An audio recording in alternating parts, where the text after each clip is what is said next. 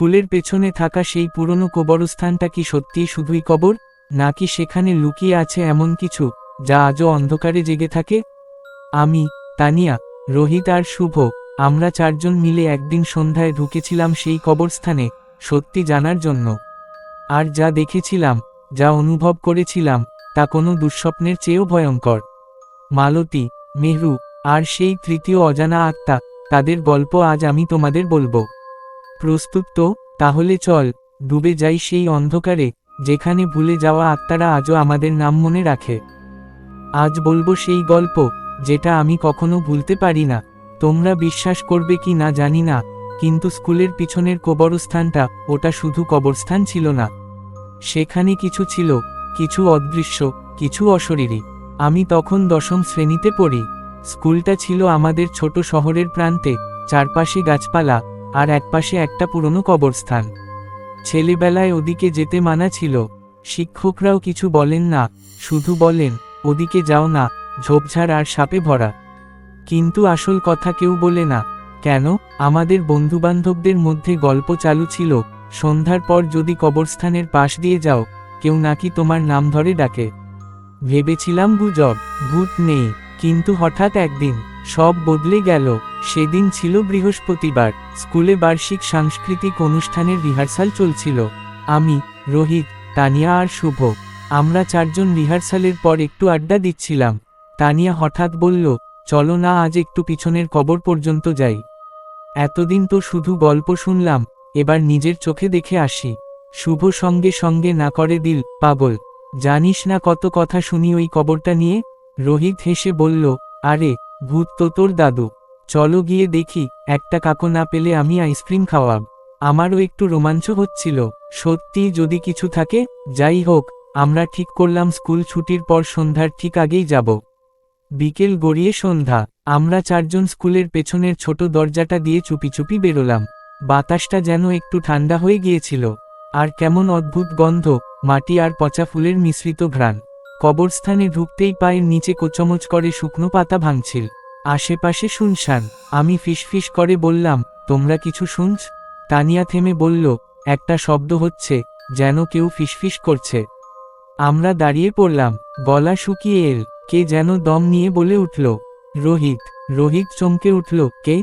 কে ডাকলো? কিন্তু আশেপাশে কেউ নেই, শুধু কিছু পুরনো কবর আর একটা ভাঙা মাজারের মতো কিছু একটা। শুভ বলল, চলো ফিরে যাই।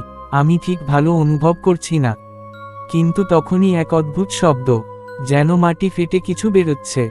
আমরা তাকিয়ে দেখি, একটা কবরের পাশে দাঁড়িয়ে একটা মেয়ের মতো কেউ, সাদা জামা পরা, মাথা নিচু করা। তানিয়া বলল, ওই তো, কেউ আছে। আমরা ভেবেছিলাম হয়তো কেউ কবর দেখতে এসেছে, তাই এগিয়ে গেলাম। কিন্তু সামনে গিয়ে দেখি, ওটা, মেয়েটা যেন ভেসেছিল মাটির ওপর। আর তার মুখ দেখা যাচ্ছিল না। আমার শ্বাস বন্ধ হয়ে আসছিল। আমি বললাম, চলো পালাই। কিন্তু রোহিত এক পা এগিয়েই পড়ে গেল। মাটির নিচ থেকে যেন কেউ ওকে টেনে ধরেছিল। তানিয়া চিৎকার করে উঠল, ওর পা টানছে কেউ। আমি আর শুভ জনে মিলে টেনে রোহিতকে তুললাম। আমরা দৌড়াতে শুরু করলাম স্কুলের দিকে, কিন্তু সেই সাদা ছায়া, সে আমাদের পেছনে পেছনে আসছিল। সেদিন কোনোভাবে আমরা চারজন ফিরে এসেছিলাম। কেউ কিছু বলল না। রোহিত সেদিন থেকেই কেমন হয়ে গেল। স্কুলে আসতো না, ফোন ধরতো না। তারপর একদিন খবর এল, ওর মা বলছেন। রোহিত রাতে ঘুমের মধ্যে উঠে জানালার দিকে তাকিয়ে বলে, ও ডাকছে মা, আমি যাব। তানিয়া বলল, আমি তো রাতে ঘুমোতেই পারি না, জানালার বাইরে সেই সাদা ছায়াটাকেই দেখি। শুভ তো রীতিমতো জ্বরে পড়ে গেল, বলল, কেউ ওকে রাতভর নাম ধরে ডাকছে। আমারও এক রাতে দরজার নিচ দিয়ে ঠান্ডা হাওয়া ঢুকছিল, আর কার যেন গলা শুনছিলাম, উদ্ধৃতি চিহ্ন ... তুই এসেছিলি, এখন তুই ছাড়া যাবি না। আমরা ঠিক করলাম, আর না, এবার এর একটা শেষ দরকার। তানিয়ার এক দাদু ছিলেন স্থানীয় ইতিহাসবিদ। উনি বললেন, তোমরা যেই জায়গায় গেছো, সেটা শুধু কবর নয়। 1942 সালের দাঙ্গার সময় অনেক নিরপরাধ মানুষ সেখানে খুন হয়েছিল। বিশেষ করে একটা ছোট মেয়েকে, তার নাম ছিল মালতী। ওর পরিবারের সবার সামনেই তাকে হত্যা করা হয়। আমরা শিউরে উঠলাম। দাদু আরও বললেন, মালতীর আত্মা আজও ন্যায়ের অপেক্ষায় আছে। কেউ তার শান্তি ফিরিয়ে না দিলে, সে কাউকে ছাড়বে না। সেই রাতে আমরা আবার গেলাম কবরস্থানে। এইবার হাতে আমরা রাখলাম ফুল, আগরবাতি আর মালতীর নামে প্রার্থনা করলাম। তানিয়া কাঁদতে কাঁদতে বলল, আমরা ভুল করেছি মালতী, আমরা শুধু জানতে চেয়েছিলাম তোমার গল্প। দয়া করে আমাদের ছেড়ে দাও। হঠাৎ একটা ঠান্ডা বাতাস বইল, সেই সাদা ছায়া আবার দেখা গেল, কিন্তু এবার তার মুখে একটা হাসি, শান্ত, দুঃখময় হাসি। সে ধীরে ধীরে কুয়াশায় মিলিয়ে গেল, আর তারপর সব ঠিক হয়ে গেল। রোহিত আবার স্বাভাবিক হলো, শুভর জ্বর কমল, তানিয়া আবার আগের মতো হাসে। কিন্তু ঘটনাটা ঘটেছিল প্রায় 1 বছর আগে। মালতীর আত্মা শান্তি পেয়েছে ভেবে আমরা স্বস্তির নিঃশ্বাস নিয়েছিলাম, কিন্তু ভয় কি এত সহজে থেমে যায়? এইবার কাহিনী শুরু হয় একজন নতুন ছেলেকে নিয়ে, তার নাম আকাশ। সে আমাদের স্কুলে নতুন ভর্তি হয়েছিল। আমরা কিছু বলিনি কবরস্থানের ব্যাপারে, কারণ আমরা চাইনি আর কেউ ভুল করুক।